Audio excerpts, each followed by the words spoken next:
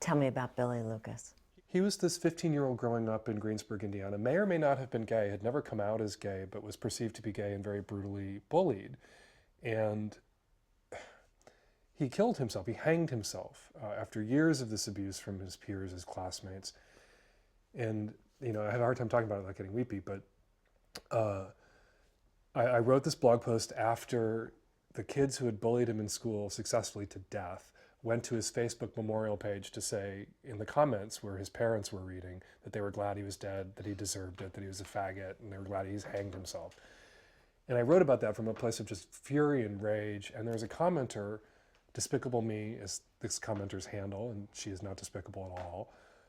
And she wrote, "I wished I'd known you, Billy, and been able to tell you that things get better. Rest in peace." That was the whole comment, and that just leapt out at me because it's true.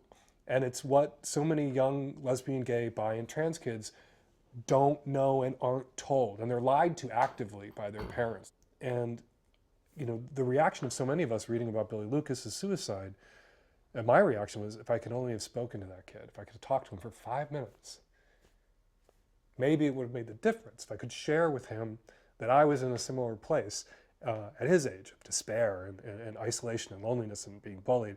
And, you know, I'm so glad, you know, that I stuck around because it did get better, because I made it better, because I came out, because I fought with my family, because I found my place in the world. It got better. And I was just really aware that, you know, I was traveling that September after his suicide, going from college to college, giving talks, wishing I was going from middle school to middle school to high school to high school giving talks, but I would never get an invitation to speak in a middle school or high school, particularly now. Never get an invitation. And then it just occurred to me that in the YouTube, Twitter, Facebook era, I didn't need invitations or permission. It gets better. However bad it is now, it gets better.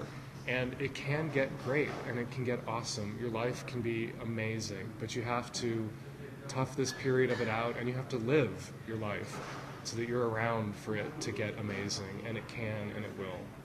That I could record, I could look into a camera, directly address a queer kid, that we could bring the gay youth support group to that kid who lives in a part of the country without a gay youth support group, or has parents who would never allow them to attend one, that we could bring it to them. Did you ever expect it to take off the way it did? No. We put that first video up and we didn't think in 6 weeks the President of the United States is going to record an It Gets Better video up. We've got to dispel this myth that bullying is just a normal rite of passage, that it's some inevitable part of growing up. And we had 100 videos in a day and 1,000 in a week, and there's tens and tens of thousands of them now. There's It Gets Better projects in Austria, in Vietnam, in Uruguay, in Australia, and, you know, there's videos by corporations, videos by politicians.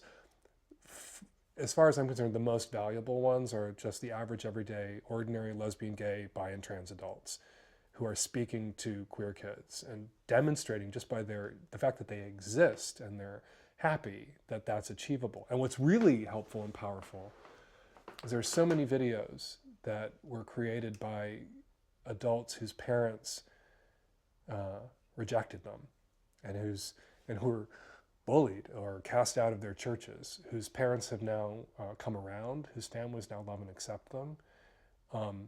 And it puts in kids' heads when they watch the videos what's possible, that it can get better for them because their families can get better about them.